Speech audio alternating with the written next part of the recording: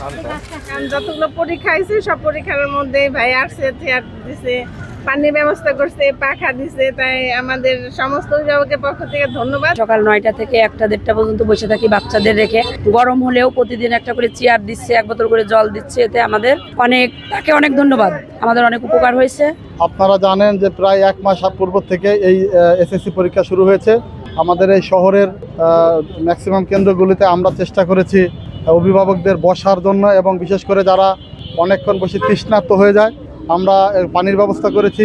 মূলত একটা মানবিক উদ্যোগ। পাশাপাশি এখানে যারা পরীক্ষার্থীরা আছেন, পরীক্ষা দেন, তাদের অভিভাবকরা সবই এই ফরিদপুরের, এবং তারা সেই সকাল থেকে দুপুর পর্যন্ত দাঁড়িয়ে থাকা বা অনেক সময় পানি আশেপাশের দোকানেও কিনতে পাওয়া যায় না, সেই খেয়ালে চেয়ার এবং সামান্য একটু পানির ব্যবস্থা করেছি আমরা। শুধু এটাই নয়, আমি ব্যক্তিগতভাবে এই পৌরবাসীর বিভিন্ন সমস্যা সমাধান করার ক্ষেত্রে যেটা আমার সামনে আসে বা আমার নলেজে যেটা আসে, সেটা আমি সবসময় সমাধান করার চেষ্টা করি আমি আমার সামর্থ্য অনুযায়ী।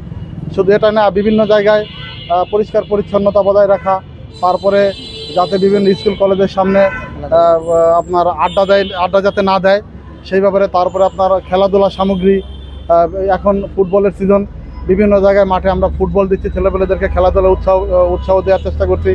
পাশাপাশি যাতে পোলাপান যাতে ঠিকমতো পড়ালেখা করে, এবং যাতে এই উঠতি বয়সী যুবকেরা যাতে মাদকমুক্ত থাকে এবং নেশার থেকে দূরে থেকে যাতে খেলাধুলা বা পড়ালেখার ভিতরে মনোযোগী হন, সে ব্যাপারে আমরা আমাদের চেষ্টা অব্যাহত রেখেছি।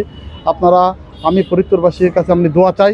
আপনারা জানেন সামনে ফরিদপুর পৌরসভা নির্বাচন হবে ইনশাল্লাহ, অথবা সিটি কর্পোরেশন। আমি সেই নির্বাচনে একজন প্রার্থী, শুধু প্রার্থী হিসেবেই নয়, একজন মানুষ হিসেবে আমি চেষ্টা করেছি এই নাগরিকদের পাশে থাকার জন্য।